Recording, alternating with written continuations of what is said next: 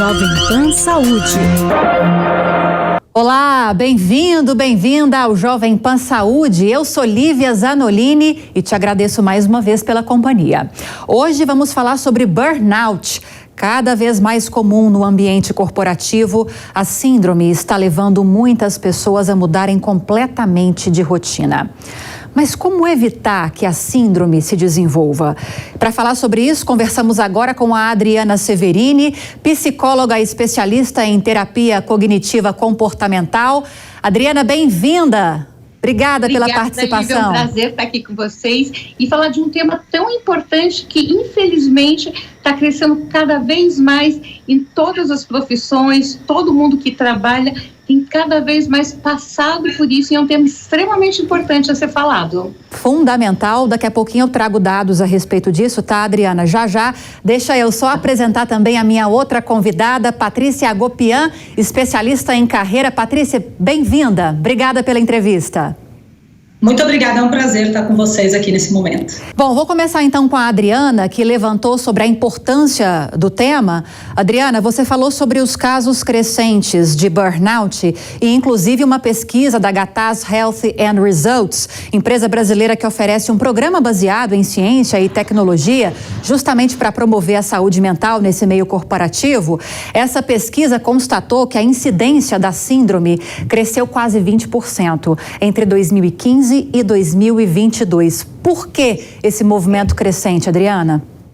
Porque as pessoas elas estão passando cada vez mais tempo no trabalho, a tecnologia ela entrou para ajudar as pessoas, só que a gente começou a trabalhar cada vez mais em casa, então não é só aquele tempo que a gente fica no trabalho, o home office veio para ajudar, mas infelizmente a gente continua trabalhando dentro de casa. Então aquela facilidade que a gente tem de estar em casa trabalhando, trabalhar home office, você acaba estendendo um pouquinho mais a sua jornada de trabalho. E quando eu falo um pouquinho, não é um pouquinho. Você fala assim, como eu estou em casa mesmo, eu não gastei aquele tempo me deslocando até o trabalho, eu vou estender um pouquinho mais. Então eu acabo ficando 1, 2 horas. Eu já estou quase terminando esse projeto e eu vou ficando um pouco mais. Quando eu vi, eu fiquei 4 horas, 5 horas a mais daquilo da minha jornada normal de trabalho, para finalizar um projeto, para terminar uma coisa que eu gosto de fazer e assim, eu tenho prazer em ver pronto e vou esquecendo da minha saúde,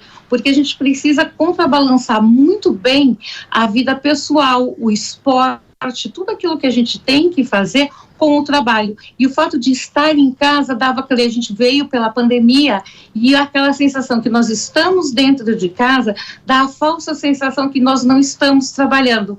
Então eu já estou aqui, estou quietinha em casa, então eu fico com a sensação que eu já estou descansando, mas o nosso cérebro, ele continua funcionando, ele continua trabalhando, ele vai desgastando, ele vai demandando cada vez mais energia para fazer o trabalho.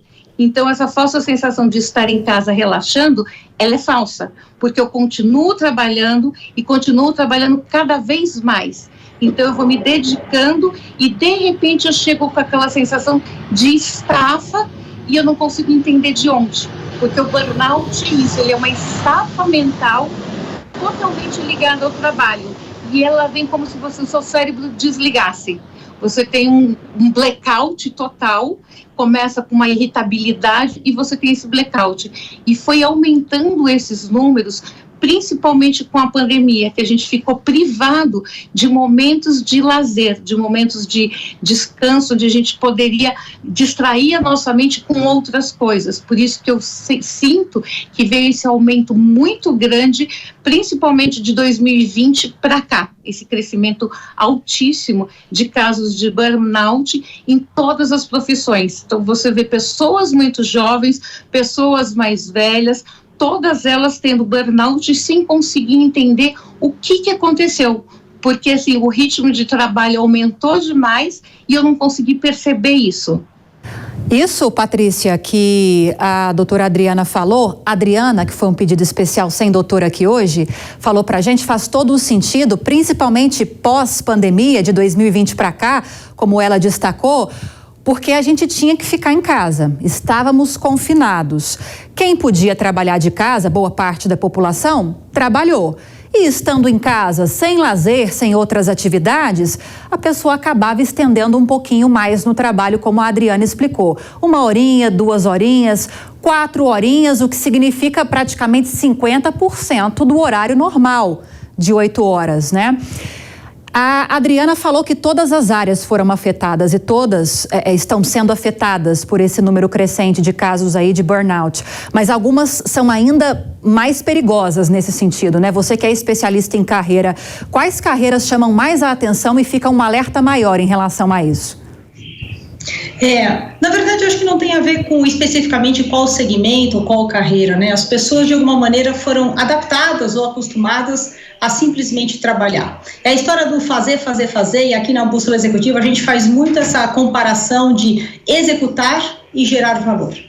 E talvez por algum tempo a gente esqueceu a diferença entre executar na ânsia por um resultado e entender o que de verdade é gerar valor para uma empresa, gerar valor para as pessoas que estão no seu entorno, e porque é isso que as empresas querem, né? E tem uma coisa que é muito interessante, eu gosto de falar, as empresas não contrataram a vida de ninguém, a empresa não quer a vida de ninguém, ela quer o resultado, ela quer sim uma forma de entregar mais, ninguém quer que você trabalhe mais horas. Mas, por vezes, talvez essa obsessão pelo resultado, sem uma consciência, sem uma estratégia, sem entender o que de verdade separa o resultado, pelo valor que realmente leva a empresa para um nível de jogo mais alto, fez com que as pessoas se afundassem numa execução eterna. E essa execução, ela é infindável. Quer dizer, quanto mais você fizer, mais coisa vai ter para você fazer. Você sabe que, no início da minha carreira, eu vi isso de um líder, né? Ele falou, Patrícia, se você dormir aqui todo dia, sair daqui meia-noite, vai ter trabalho para você fazer.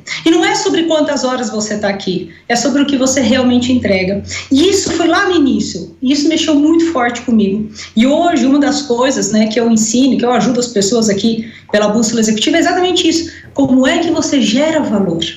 Porque a empresa não quer as suas horas, ela quer o valor que você pode deixar. Gerar valor, por exemplo, é desenvolver alguém. É saber dividir um trabalho e entender que isso não te faz menos, isso te faz mais. Porque desenvolver pessoas é nobre, desenvolver pessoas é típico de um líder. Agora, aquela pessoa que se concentra, não, eu preciso fazer, eu preciso entregar, eu preciso ser essencial, né? Aí essa pessoa tem uma tendência maior a entrar aí numa linha de burnout, né? Por quê? Porque ela acredita que é a fadiga, o fazer sem fim que vai levar, e no final não é. Vai levar a tua saúde, mas não vai levar a empresa para um lugar melhor e muito menos o seu cargo vai ser maior, o teu salário maior, nada disso. E aí acho que tem uma coisa muito bacana, aquela coisa de você trabalhar para defender uma posição e você trabalhar para fazer crescer. E para crescer não é só você, é você, o colega, o par, o líder, o seu liderado. E quando essa engrenagem funciona de uma forma mais positiva, onde foco é desenvolvimento e uma geração de valor, o burnout ele vai diminuir, né? Porque não é o fazer, mas é fazer com consciência. Agora, Patrícia, é muito perceptível no ambiente corporativo, é possível, até elaborando uma pergunta melhor, traduzir em sentimento essa crescente de casos de burnout no mundo corporativo e é um prejuízo geral para a empresa como um todo, né? O que dá para explicar a respeito disso, das consequências do burnout? A gente fala da consequência individual com a Adriana e da consequência para o ambiente corporativo com você. Perfeito. O que acontece? Uma pessoa que está em burnout, ela não tem a melhor produção, ela não tem as melhores soluções. Uma pessoa que está em burnout, ela traz prejuízo inclusive para o resultado. Ela traz prejuízo para a empresa, para a área onde ela atua, para as áreas com as quais ela interage. Porque via de regra, né, a gente pode ter uma ou outra função que a pessoa fica ali mais fechadinha, mas via de regra as áreas interagem. Porque a empresa é isso, né? São grandes áreas onde a coisa vai caminhando e o resultado acontece lá na ponta. Mas se você não está bem, você não tem uma interação positiva com o teu colega. Se você não está bem, se você é um líder, você não pode levar as pessoas para um nível de jogo melhor. Quer dizer, como é que uma pessoa que está em burnout, está cansada, fadigada, todos os sintomas, acho que a Adriana pode explicar aí com maestria, essa pessoa não tem condição de fazer o seu melhor trabalho, ela não tem condição de entregar a sua melhor versão para as pessoas que estão no seu entorno. Então, o resultado ele é direto na empresa, ele é direto na queda do resultado, mas ele é direto também na imagem da empresa. E assim, as pessoas se falam no mercado. Então, uma empresa que tem muita incidência de pessoas se afastando por burnout, as pessoas comentam. Antes de ir para uma empresa, né, uma oferta que surge, as pessoas tendem a procurar. Conversar com alguém que está trabalhando lá ou já trabalhou, como que é? Pô, lá o pessoal surta. Será que é isso que eu quero? E cada vez mais as pessoas estão buscando qualidade de vida, o que me parece muito bom, né? Porque a gente tem que olhar para isso. Não é só trabalhar, o trabalho é um pedaço da vida, né, Adriana? Infelizmente é com a crise que a gente começa a ver outras questões importantes também. Com essa crescente de casos, dá-se valor para a importância da saúde mental, da saúde como um todo. Adriana, a Patrícia tocou num ponto essencial que é o que eu quero que você traga agora para a gente. Sobre sintomas, a pessoa que está começando a desenvolver o burnout, quais são os sintomas que ela apresenta? O primeiro de todos, ela começa a ter uma dificuldade no sono. Ela começa a não conseguir dormir, ou quando ela dorme, ela tem uma dificuldade imensa em acordar. Então, se ela demora a pegar no sono, é aquele sono agitado, é aquele sono que ela, assim, ela tem vários sonhos ruins, ela está sempre agitada, acorda no meio da noite. Então, quando deve ser aquele 3, 4 horas da manhã, ela acorda, ela demora para retomar o sono novamente. Então, o principal é o sono. Depois a gente começa a pegar para a alimentação. Ou ela começa a comer demais ou comer de menos. Sempre são os dois extremos. A gente vai para a pessoa que começa, quando ela consegue dormir, ela começa a dormir muito e tem dificuldade daí para acordar e começa a chegar atrasada no trabalho, justamente por isso. Aí a gente também fala da alimentação, que é comer muito ou comer pouco. Aí depois vai para uma segunda fase, que é a irritabilidade. Ela começa qualquer coisa que antes era assim, ela é uma pessoa tranquila, que você podia conversar, ela começa a ficar irritada com qualquer coisa. Num ambiente de trabalho, isso daí passa para o ambiente familiar, com os amigos, qualquer motivo, ela começa a ter essa irritabilidade muito fácil. Então as pessoas começam até a estranhar, por isso que é bom, às vezes, a gente sempre ouviu o que o outro fala, nossa, Adriana, às vezes você está passando do limite, era uma coisa tão pequenininha e você acabou explodindo, ou chamando aquela pessoa, na reunião não foi legal o seu comportamento, em casa também, porque a gente tem que lembrar que a gente é uma pessoa só. O burnout, ele está diretamente relacionado ao trabalho, é um estresse 100% relacionado ao trabalho, só que ele respinga nas nossas relações pessoais.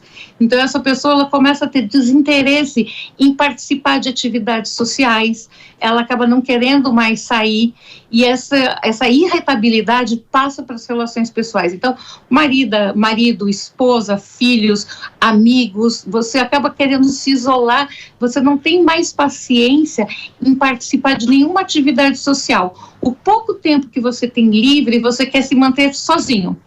Então, eu quero ficar quieto, às vezes, assistir um filme, isso também, a capacidade de concentração cai muito, inclusive para coisas de lazer, como eu disse, eu vou assistir um filme, você coloca o filme fica lá passando e você não vê. Você simplesmente não vê, as coisas estão ali.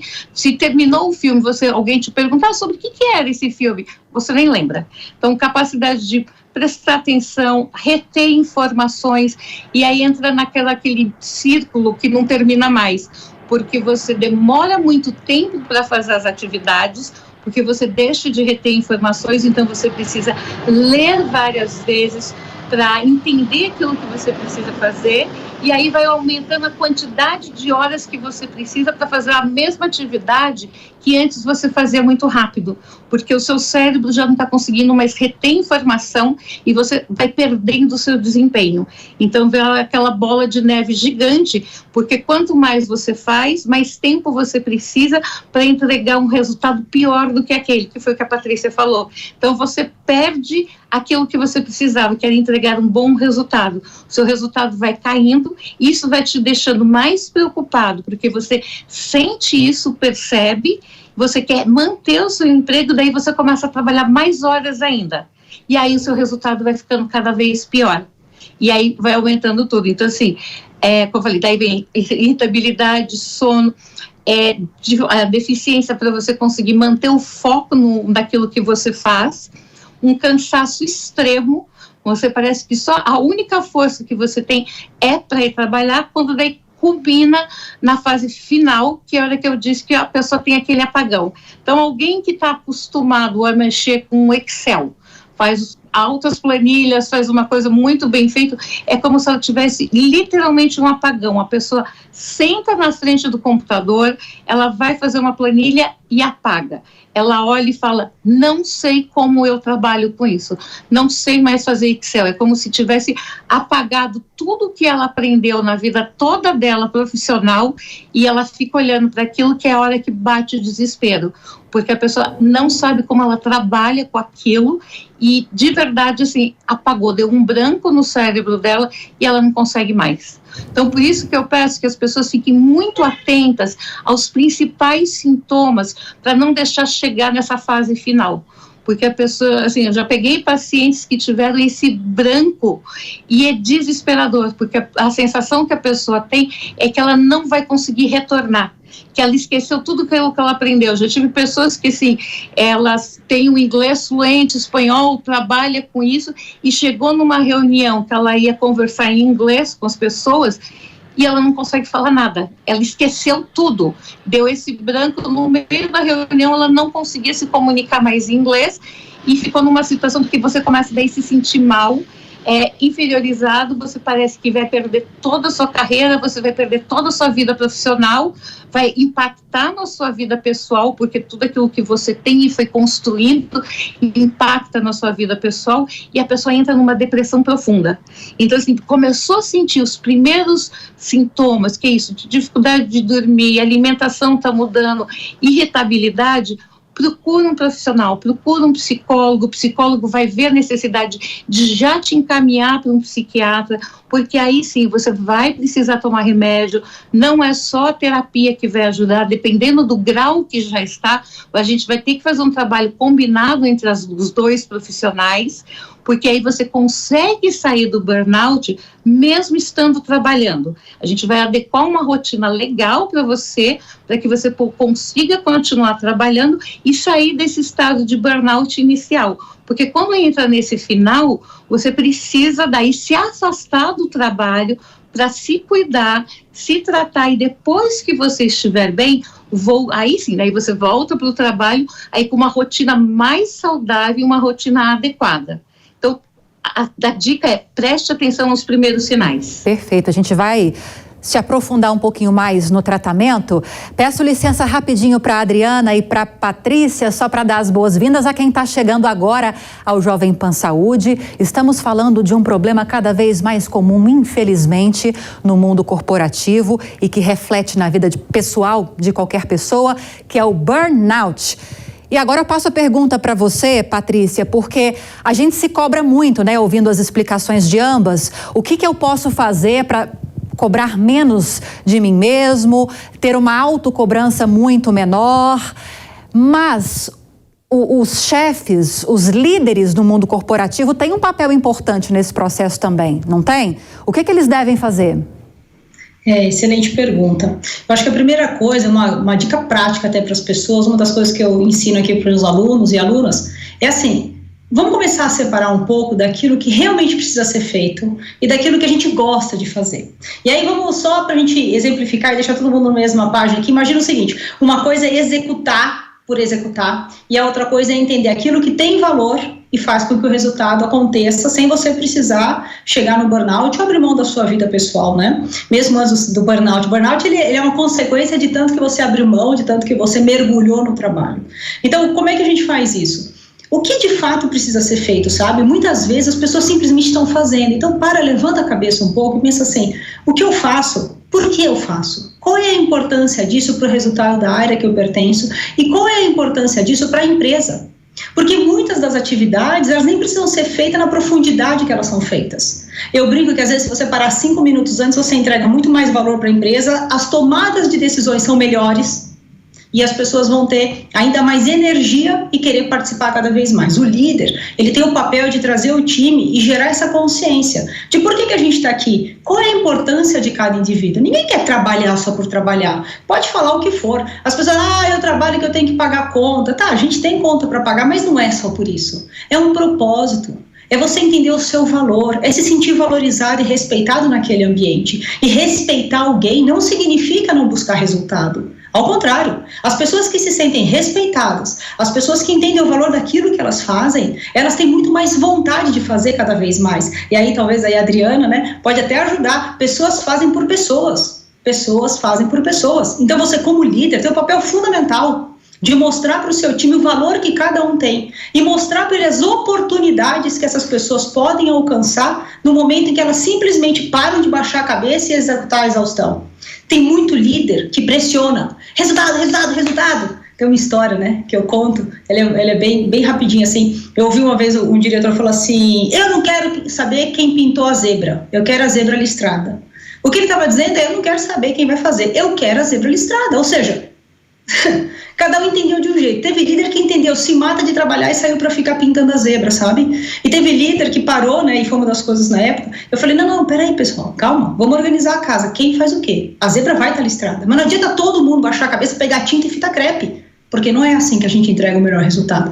Então o papel do líder é justamente fazer essa parada técnica e para onde estamos indo, quem faz o quê e como a gente chega lá. E o líder que fica só pressionando o resultado, sem uma estratégia, ele também está despreparado. Essa liderança também precisa de ajuda, porque não é esse o seu trabalho. Entregar resultados, sim. Querer cada vez mais, sim. Mas com as pessoas sendo parte do processo e querendo estar lá, querendo fazer com você e por você. Esse é o papel do líder. E só, a Adriana me ajuda aqui, antes do burnout acontecer, né, Adriana? As pessoas já começam a cair na produtividade. Imagina essa pessoa recebendo um feedback negativo sem nem entender por que a produtividade dela caiu. Aí é a hora que dá esse branco, né, Adriana, de desespero. É a hora que dá o branco. E assim, ela se sente muito mal, porque ela fala, eu dei tudo de mim, eu perdi a minha saúde e agora eu vou perder o emprego. Eu estava dando o meu máximo.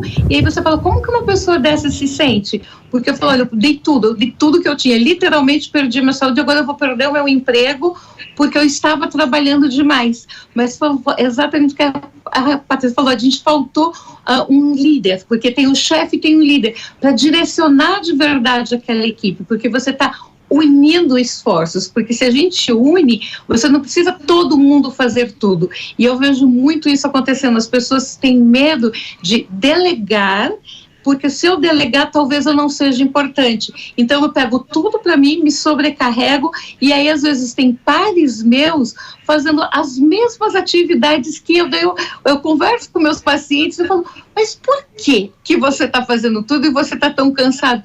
Por que tanto medo de dividir com uma pessoa que é seu par?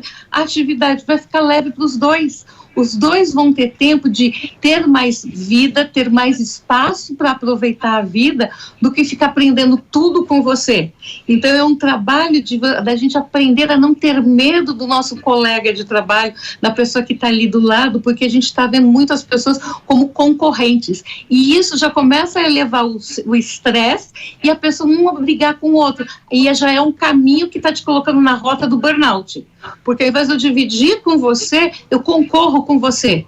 Não, a gente está aqui no mesmo barco, vamos dividir, porque isso alivia o seu peso e alivia o meu. Esse processo de você dividir, de não ter medo assim da concorrência, de não temer tanto a competitividade, daí é um trabalho de terapia. Muitas vezes sozinhos a gente não consegue, né?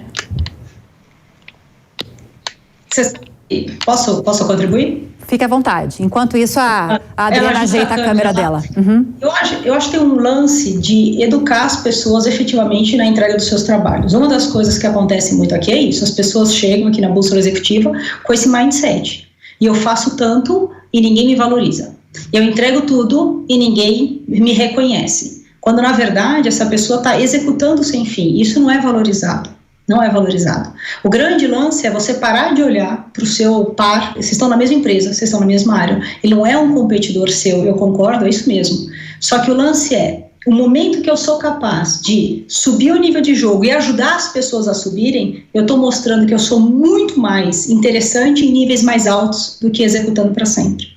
Porque o líder, ele tem o papel de conduzir pessoas para resultados superiores. E quando você fica agarrado na execução, você vai à fadiga, você vai sim chegar no estresse ou no burnout, mas você não vai fazer a melhor entrega que a empresa precisa e muito menos que você pode fazer, entende? O seu melhor não está aí. E como a gente ajuda as pessoas? Dando consciência do papel. As pessoas são promovidas e ocupam cargos maiores na liderança e elas acreditam o seguinte: bom, eu fui promovida porque eu fiz tal coisa muito bem. E elas continuam repetindo aqueles comportamentos e aquelas atividades, e não é sobre isso. Você não foi promovido para fazer o que você fazia na cadeira anterior. Você foi promovido para desenvolver pessoas, para fazer com que pessoas queiram fazer, para pensar em estratégia, para pensar em negócio, para pensar em soluções. Entende? Então, o que te trouxe até aqui não é o que vai te levar para cima. Então, não adianta ficar repetindo o comportamento e nem somando atividade, que nenhum ser humano aguenta.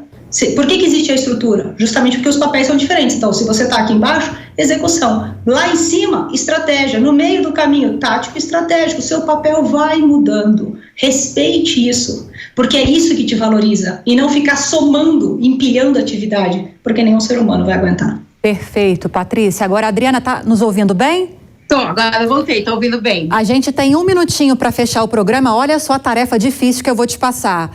Prevenção, hábitos saudáveis de vida, atividade física, terapia se necessário. Como prevenir o burnout, então?